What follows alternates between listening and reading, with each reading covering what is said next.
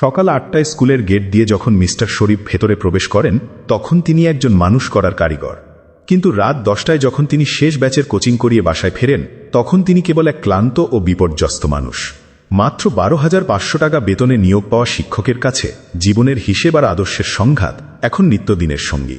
এটি কেবল শরীফের একার গল্প নয়, বাংলাদেশের বেসরকারি শিক্ষা ব্যবস্থার উপর দাঁড়িয়ে থাকা হাজার হাজার শিক্ষকের রূঢ় বাস্তবতা। গত কয়েক বছরে জীবনযাত্রার ব্যয় বেড়েছে কয়েক গুণ, অথচ বেসরকারি শিক্ষকদের বড় একটি অংশের বেতন রয়ে গেছে তলানিতে। বেসরকারি এমপিওভুক্ত একজন এন্ট্রি লেভেলের শিক্ষকের মূল বেতন 12,500 টাকা। এর সাথে নামমাত্র বাড়ি ভাড়া ও চিকিৎসা ভাতা যোগ হলেও তা একটি পরিবারের 5 দিনের খরচ মেটাতেও হিমশিম খেতে হয়।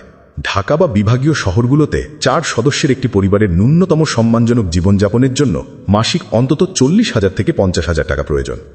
সেখানে 12,500 টাকার বেতনকে অনেক শিক্ষক সামাজিক কৌতুক হিসেবেই দেখছেন। নীতি নির্ধারকরা প্রায়ই কোচিং বাণিজ্য বন্ধের হুঁশিয়ারি দেন, কিন্তু বাস্তবতা হলো শিক্ষকরা কোচিং করেন টিকে থাকার তাগিদে। গবেষণায় দেখা গেছে 95% শিক্ষক বাড়তি আয়ের জন্য টিউটরিং বা কোচিংয়ের উপর নির্ভরশীল।